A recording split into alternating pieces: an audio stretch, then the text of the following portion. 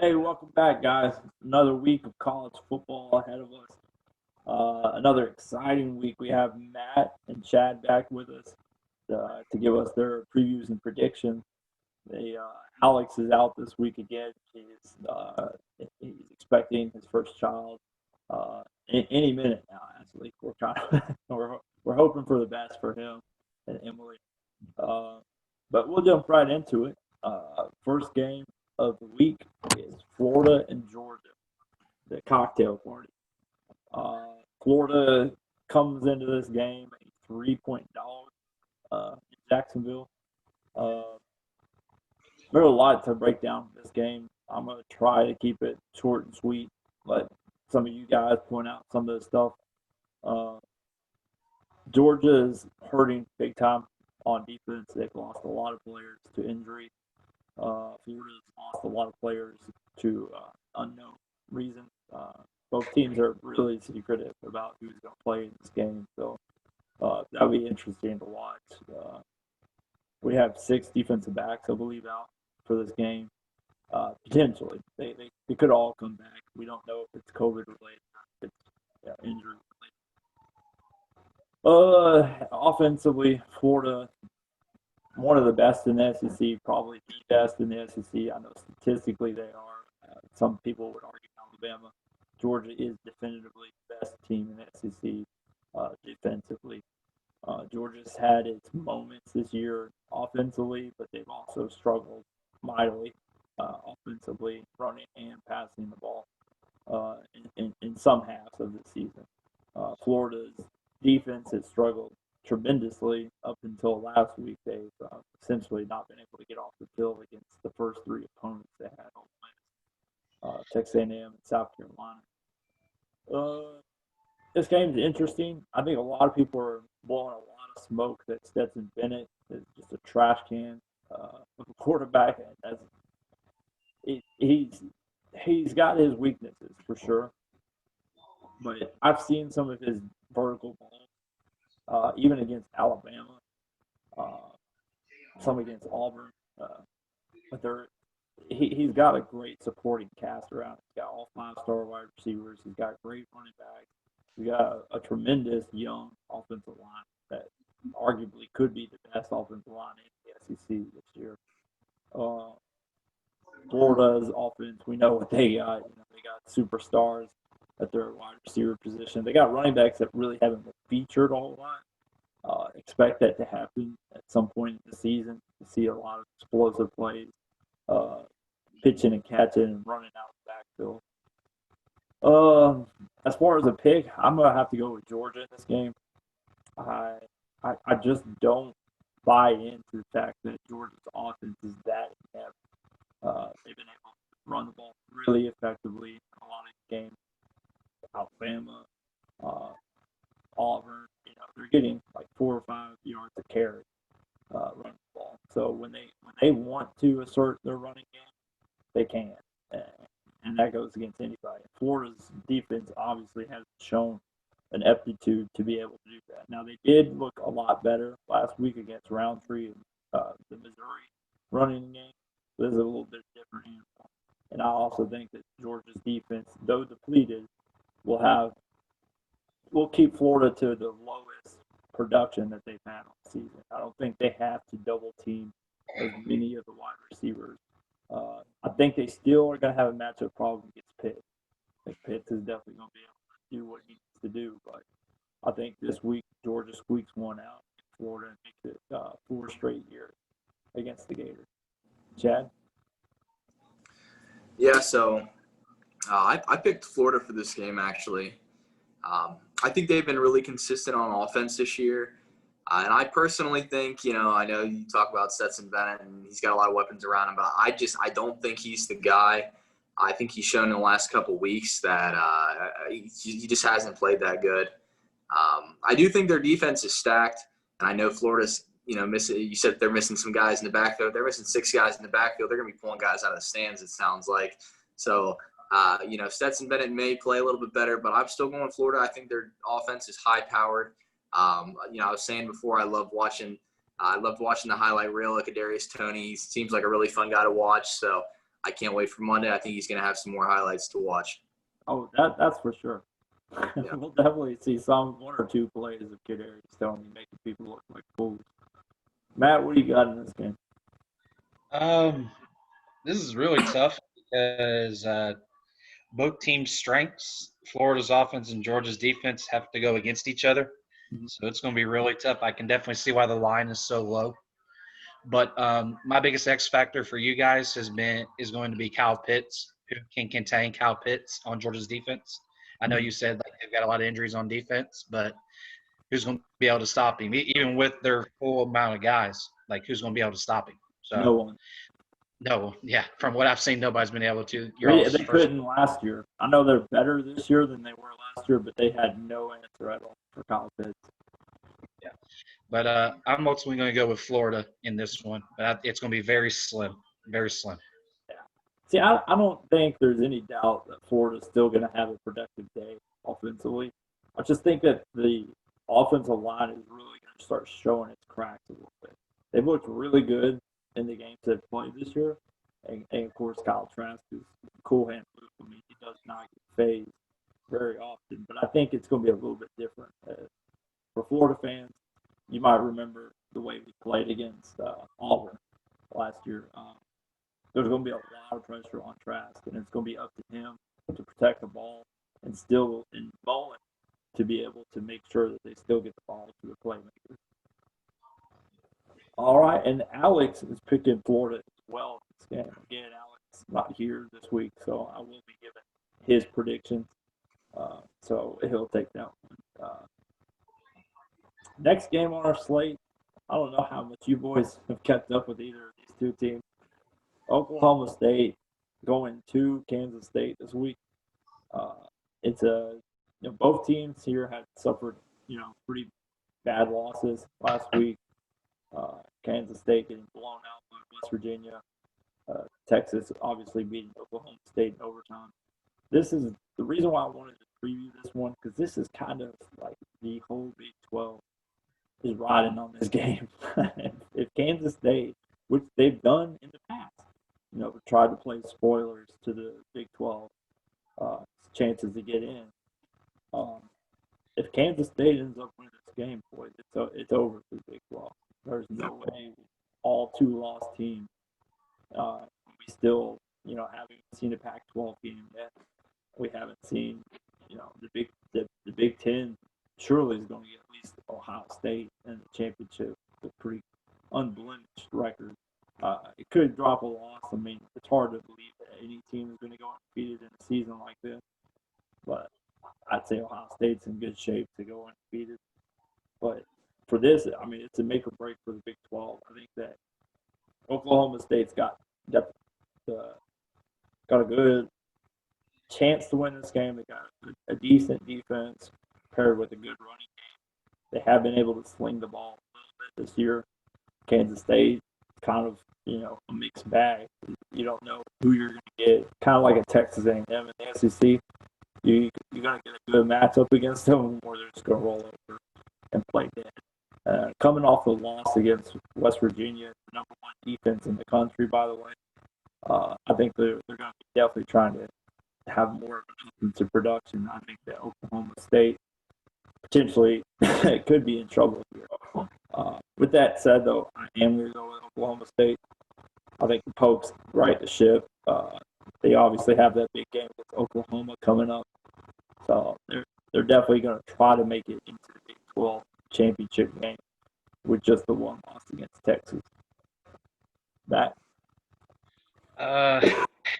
No, yeah, like you said, both teams coming off very, very disappointing losses last week, especially Kansas State with the blowout loss. I haven't gotten to see much of either one of these two teams play this year. I got to see Oklahoma State in their opener. They didn't look good. I believe they barely beat Tulsa. That was a very bad-looking game. And then I saw the last little bit of Kansas State upsetting Oklahoma at Oklahoma. So they've already played a little bit of a spoiler there, beating Oklahoma, who's always the favorite in the Big 12. Yeah. I'm ultimately going to go with Oklahoma State. I just think his last name's Hubbard, their running back, who's probably one of the best running backs in the country. I think he ultimately gets it done for him, and they're going to end up winning and bouncing back. Yeah.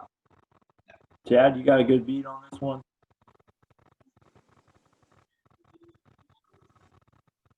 Chad? Oh yeah, I think I'm freezing up for some reason, but yeah, you mentioned Chuba Hubbard, and I mean, yeah, he was. I think last year he had the most rushing yards in the nation. He's a stud. I'm going Oklahoma State in this game as well. Oklahoma State lost last week to Texas in overtime, and I'm not going to sit here and act like Texas is a great football team. They're all right. It's a good football team. Put up a good game. While Kansas State, they just lost to West Virginia, blowout loss. The week before that, they lost to Texas Tech. I think it's going to be Oklahoma State. I think the spread on this game was 10, and I think they cover the spread too. Okay. And it looks like Alex took Oklahoma State as well in this game.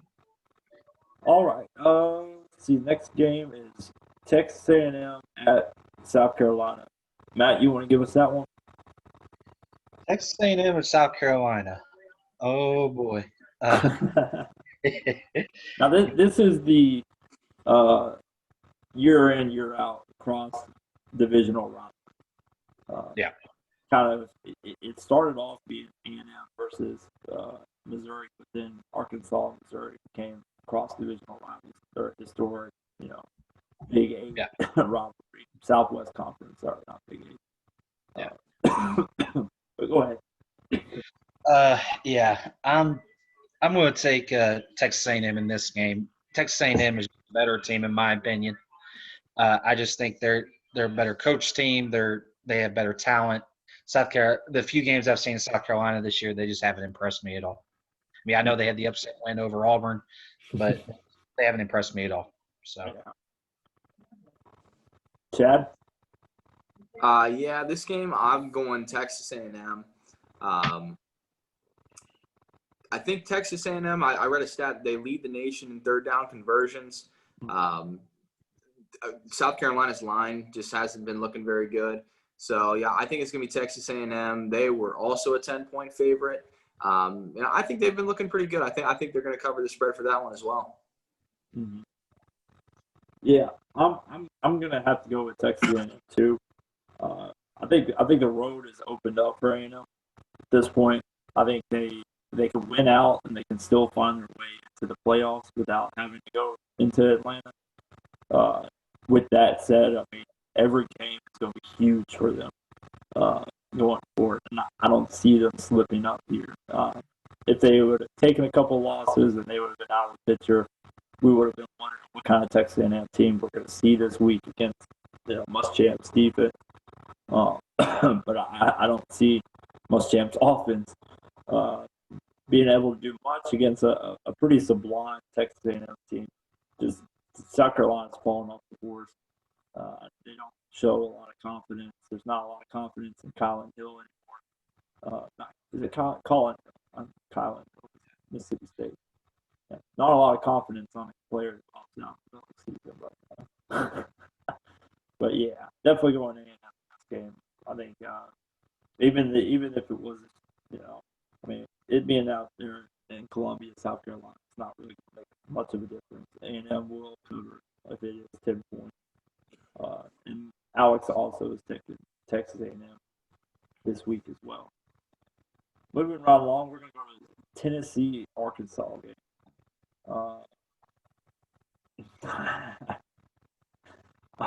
Really? It's going to be an ugly game. I'll yeah, tell you that. exactly. Chad, you want to give us the beginning on this one? Yeah, I mean, I'll tell you my pick and just what I think. I mean, I think Tennessee opens up as a 1.5-point favorite. I think that tells you something right there. Nobody really knows how this is going to go. Both teams have struggled offensively. I think Arkansas's defense holds up a little bit better. For that reason, I really think it's going to be a close game, but I am going to go Arkansas in the end. And I'll read you a stat that led me in that direction. Tennessee hasn't thrown for plus 200 yards in 3 of their 4 games. And I mean, in college football, that's just an ugly stat. You're doing something wrong there.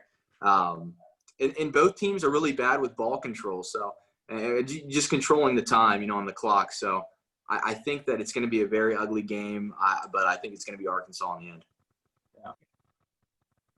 Matt?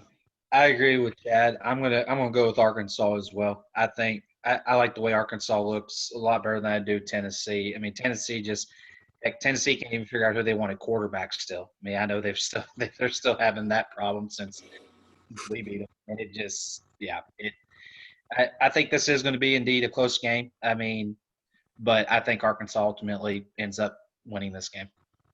Yeah, yeah. I think this might be. I think even against Georgia, I think this might be Tennessee's biggest test of their offensive line. Uh, I think it Arkansas loves to bring pressure and disguise their pressure look. It's very known out there. Arkansas, we know he's familiar with this team of Tennessee. Uh, on the other side of the ball, Felipe Franks has never lost to Tennessee. So I'm going with Arkansas this game based on that logic. I think it will be a closer game. But like Chad said, I think both these teams are pretty pathetic at protecting the ball. So we're going to see it stay close based on that. I don't think any team can jump ahead of each other in this game. And Alex has taken Arkansas as well in this one, which leads us to a night game in the Big Ten. We got Rutgers at Ohio State. Chad, go ahead. So Rutgers and Ohio, it's going to be an interesting. If you paid attention to the Big Ten this year and you've seen Rutgers, Ohio State opens up as a 38-point favorite. And I think they can do it. And here's the thing. I think they can do it, but I don't think it's going to be as easy as it has been in the last few years. So I think the last 6 times, so since Rutgers has joined the Big Ten, Ohio State has scored 49 or more points every single year. So, but this year, Rutgers beats Michigan State, who, Michigan State just beat Michigan. Indiana, they played okay. It was 37-21 in the end. I think Indiana's a decent team this year. I really do. I think they're a team to talk about. I think that game against Penn State, obviously, it's a questionable call at the end, but I think that Indiana's a good team. I think that it's going to be closer than the 38 points. I don't think Ohio State covers the spread on this one. And I listen, I could be wrong. Ohio State has a very, very high-powered offense, but I think Rutgers is no longer the doormat. I don't think they're going to be the team that's as easy as everybody thinks they have been in the last few years. So obviously, I'm still going Ohio State. I don't think anybody here is going to pick Rutgers in this game, but seeing that 38-point spread, I think there's more to it this year than that. So I think it's going to be interesting, but it's going to be Ohio State in the end for sure. Well, Ohio State, the reason why I was so shocked is I'm not a gambling guy, but a lot of the guys that I know that do place a lot of bets, Ohio State is one of the best teams in the entire country covering the spread. So if the line thinks it's going to be 38, that might be what they get plus more. Yeah. So, and we all know that Ohio State's offense is out of this world. I didn't get the chance to watch Rutgers play against Michigan State, so I couldn't tell you for sure what they got. I just think that common sense tells you that Ohio State is going to be able to kind of assert their will on Rutgers. Yeah. Hopefully that doesn't deter Rutgers from having a good season, because it would be nice to watch every team in the Big Ten. We don't want another Vanderbilt situation out of Rutgers. Yeah, absolutely not. Well, let me read you an interesting stat too. Rutgers is ranked number 4, I believe, in the nation for rush defense. Wow. And they've only played Michigan State and Indiana. So I mean, that's not saying too much. 2 games. Yeah. But that's a decent stat for Rutgers. So yeah, absolutely. I think maybe with Ohio State's running game lacking in comparison to the last few years, I think it may be a test there as well, just to see is Rutgers, is it just because they played Michigan State and Indiana, or are they decent up front? Yeah, and then I'll let you get to it, Matt, but it also kind of, do you really want to test Justin Fields to throw the ball all day long? Like that might be picking your poison there. Yeah. Go ahead, Matt. No, I'm picking Ohio State hands down. I mean, just Rutgers is not. I mean, don't get me wrong. They definitely surprised me when they upset Michigan. You can technically call that an upset over Michigan State because I mean, Rutgers has what maybe only won a few league games since they entered the Big Ten. That's the first one, isn't it? That's their first one in a long time. How long have they been in the Big Ten? 6 years, I think. 6 years. What? Yeah. Wow. Damn. Yeah. Like that is blowing my mind right now. Is that how long Louisville's been in the ACC? 6 years? I don't know, man. I don't know that. I'd have to look that up. I'm not sure.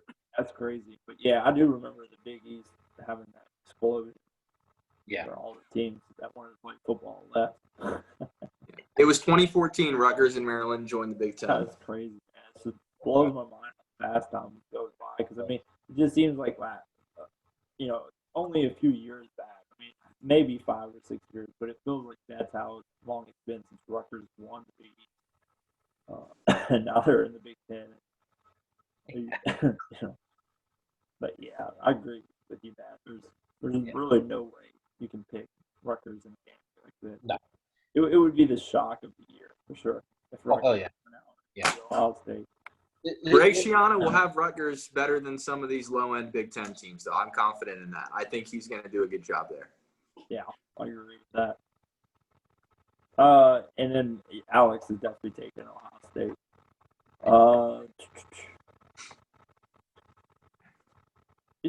One game we didn't get to here, and I'm going to go ahead and kind of put it on you guys as a curveball. I wanted to add this. We kind of line out what games we want to talk about. Obviously, the Wisconsin-Purdue game got canceled. So to fill that spot, I wanted to go over the Indiana-Michigan game. This game could have some major implications on the East race in the Big Ten. At least to see who's playing second fiddle with Ohio State. Michigan with that embarrassing loss last week to Michigan State. I wouldn't say it's necessarily embarrassing, but for the expectation level of Michigan, it couldn't sit well with their fan base to lose to a team that just lost to Rutgers. You know what I mean? Like, that's got to be disheartening for them. And then, of course, Indiana started the season off with 2-0 now, and they have a huge upset against Penn State week 1. I'm gonna have to go with Michigan just to rest him. I think what I saw from Michigan week 1, barring it was against now an 0-2 Minnesota team, I still like what I saw out of Michigan week 1. I just don't know how, mistake after mistake against Michigan State, the reason why they squeeze out. I think Indiana is their first loss of the season. I think Michigan starts their run to, hold a flag up against Ohio State. I don't know. Everybody's playing for second fiddle in that division, and it's totally not because they're bad. I mean, these are really good teams. It's just Ohio State is so much better than the other teams. Now I'll leave it at that. Michigan's going to win this game, and I think they kind of cruise. I think it's going to be a 17-point win. Chad probably knows the most about this game, so we'll let Matt go ahead. I don't know. This game is definitely kind of a toss-up in my opinion. I've only watched. I haven't seen anything of Michigan this year yet. I watched the end of the Indiana-Penn State game, but I'm going to go with Michigan as well, solely because it's in Ann Arbor. That's the only reason I'm going with it. That's the only reason. Yeah, I mean, I know home field advantage is not an issue this year. There's like 3 people in the stands. A lot of cardboard cutouts in that. A lot of cardboard cutouts, but I'm solely going with Michigan. Okay. Yeah. Chad, what are your feelings? It's tough for me, man, because here's the thing. Obviously what I want to happen is I want Indiana to come in here and win. I do. I want Indiana to come in here and win. I want them to look good. I think you guys are right. I mean, I think that Indiana's got a good offense, passing wise. I think their rushing offense hasn't really done anything this year.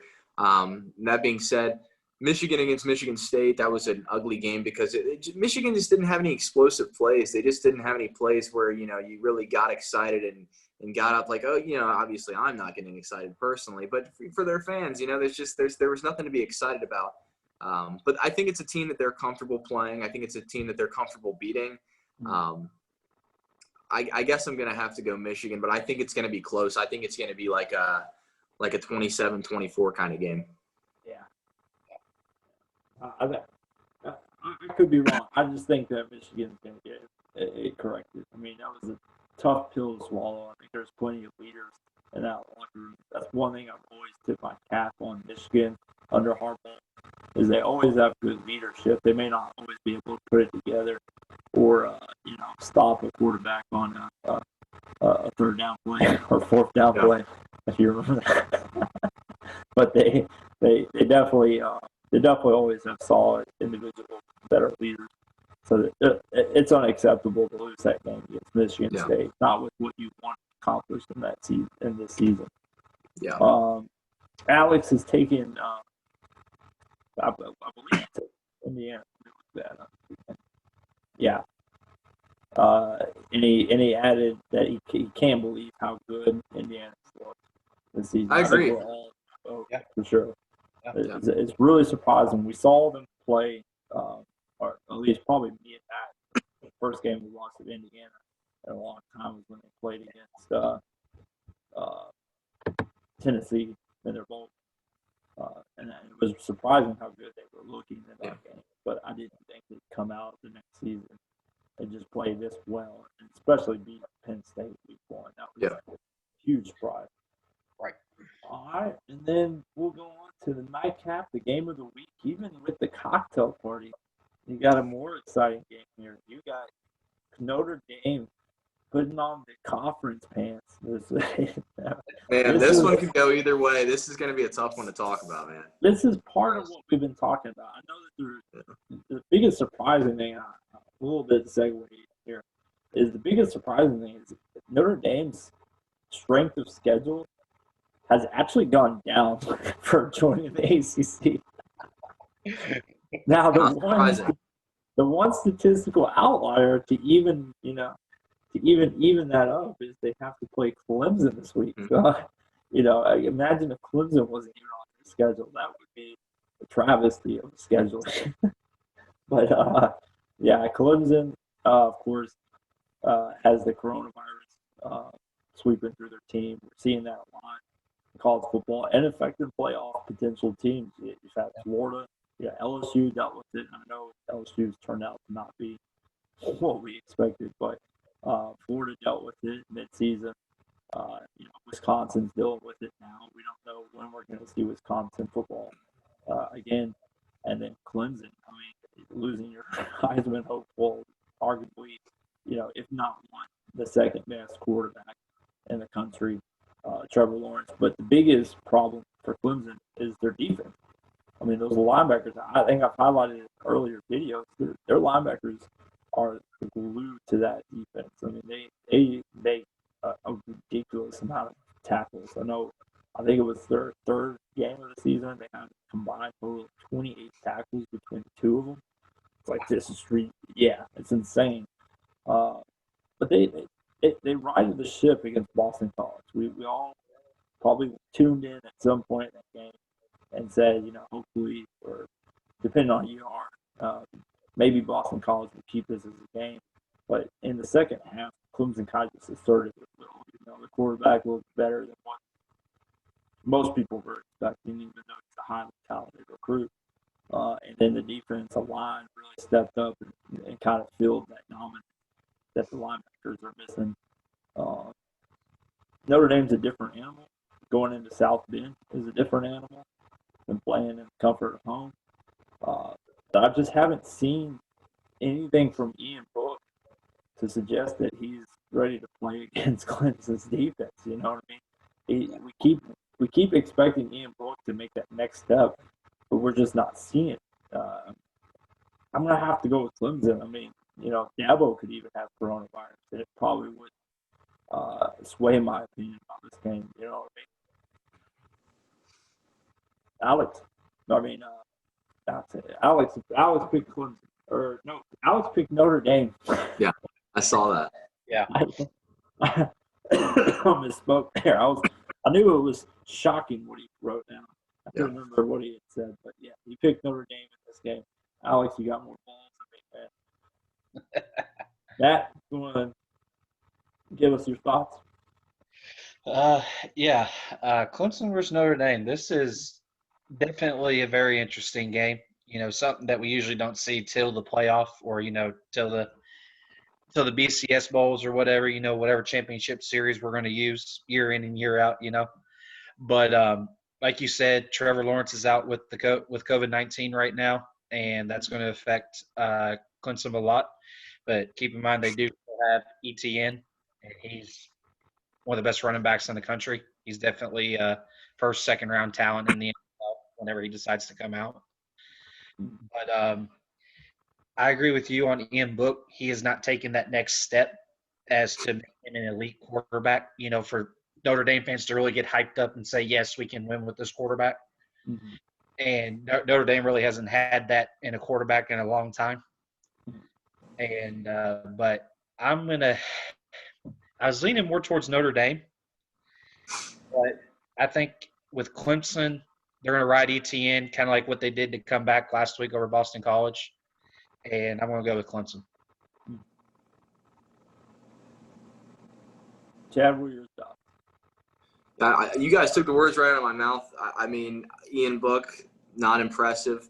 I think Notre Dame's offensive line is good. I think Kyron Williams is good. I think that it's going to be, like Matt said, ETN. I mean, he's the difference maker here. He's going to be known as one of the best running backs to ever go through the ACC. He's a beast.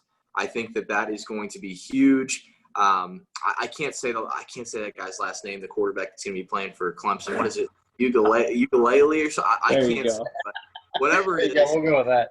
Whatever it is, he built up a little bit of confidence last week. I know it was an ugly game, but yeah, I mean, I'm taking Clemson. I think that the biggest thing they've got to do is they've got to stop the run. They got to stop Kyron Williams, and I think the game's over. Yeah. Well, I totally agree with you. I just can't see Notre Dame getting this done. Every time we've seen Notre Dame in a big game, they've just not been able to keep up athletically with the teams that they're playing. I do agree that they, under Brian Kelly's leadership, they've looked better. But the margin between Clemson and Florida is pretty substantial. Notre Dame doesn't have the athletes that Florida has. You know what I mean? I just can't see them being able. I mean, it would take a minor miracle. You would have to see a really poor game from the ukulele, whatever his name is. I'm sure there's a way better way to pronounce that one. I could know. Yeah. What do you guys think about this? What does this mean for the playoffs? Because say Notre Dame wins, are they going to look at Clemson as Clemson with Trevor Lawrence, or are they going to look at Clemson as Trevor Lawrence is out, they lost to Notre Dame looks better, somebody else is the better fit for that number 4 spot? Because I mean that's what I question. If Notre Dame wins this game, what does that mean for Clemson's playoff hopes? Well, for me, if Clemson wins it would guarantee that Clemson. Well, yeah.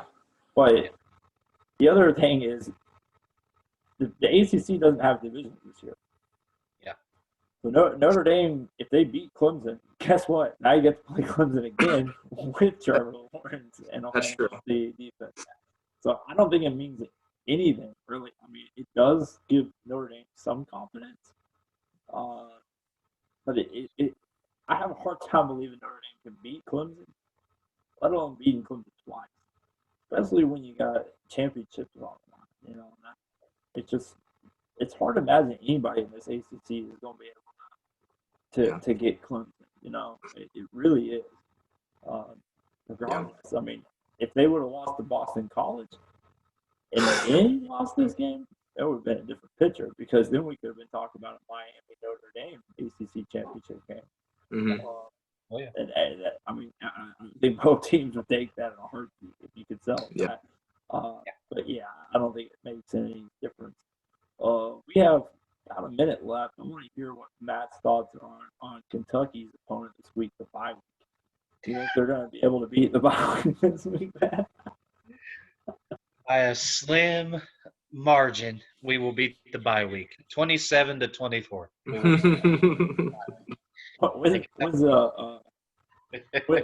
Are you guys doing the Big Blue Madness this year?